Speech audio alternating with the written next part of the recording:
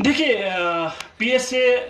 अगर हम इस टाइम की बात करें, सिटिंग एमएलए डोडा, शायद आपकी मुलाकात भी उससे हुई होगी वहाँ जेल में, तो वो भी इस टाइम बंद है। देखिए जैसे कि आपको पता होगा मैं भी कठुआ जेल में बंद था और महराज मलिक को भी कठुआ जेल में ही लाया गया। तो वहाँ हमारी कोई पर्सनल मुलाकात तो नहीं हुई है, लेकिन जेल में ही था। वहाँ हमने देखा उनको, लेकिन मेरी खुद उनसे 1 to 1 मुलाकात नहीं हुई है। वो जेल में एक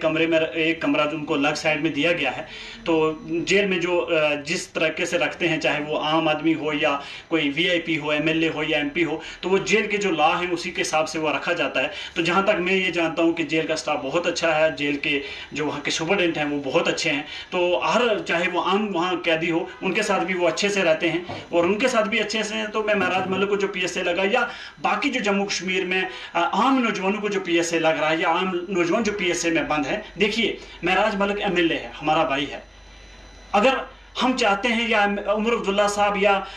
महबूबा जी या सजाद लोन साहब अगर इनकी बात करते हैं, महराज साहब की बात करते हैं, या वकारज भट्टी की बात करते हैं, क्योंकि हम पॉलिटिकल लोग हैं, या महराज साहब एक एमएलए हैं, तो उनकी रिहाई होनी चाहिए, उनके ऊपर पीएसए नहीं लगना चाहिए। तो साथ में इसकी बात भी करनी चाहिए जो सैकड़ों लोग कश्मीरी जो अंदर नौजवान बच्चे हैं जो पीएसए में बंद हैं, जिनके ऊपर एफआईआर उस टाइम लगी, या उमर की सरकार में लगी, या एफआईआर महबूबा की सरकार में लगी। तो जब महबूबा जी की सरकार में या उमर की सरकारों में जो एफआईआर एक एक लगी थी, या कुछ बिना एफआईआरों के भी पीएसए कानून के मुताबिक पब्लिक सेफ्टी एक्ट में जेलों के अंदर बंद हैं, तो उनकी बात कौन करेगा? मैं उमर साहब से कहना चाहता हूं, उमर साहब जो आपकी एफआईआरों के ऊपर आज भी पीएसए में भुगत रहे हैं लोग, प्लीज उनकी बात भी कीजिए। महबूबा जी मैं आपसे कहना चाहता हूं, जो 15-16 में आपकी सरकार में जिनके ऊपर एफआईआर हुई वो पीएसए में बंद हैं, उनकी बात भी कीजिए। मैं उन सजाद लोन जब मिनिस्टर थे, जब पीएसए लगा, उनकी बात भी सजाद साहब आप कीजिए। अल्ताफ साहब आपसे भी कहूंगा, उन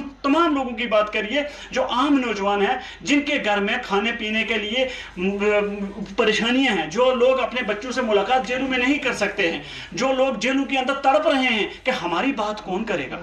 हमारा दर्द कौन शेयर करेगा। मैं उन्हीं का दर्द लेकर आपके सामने आया हूं, और ये दर्द में जनाब हमारे मनोज सिन्हा साहब, गवर्नर साहब, एलजी साहब, मैं उनसे कहना चाहता हूं, गुजारिश करता हूं, सर आप गौर कीजिए इनके ऊपर। मैं होम मिनिस्टर साहब से, मैं प्राइम मिनिस्टर दिल्ली से ये कहना चाहता हूं, अगर इनसे 16 में 17 में कोई गलतियां हुई हैं, इनकी गलतियों को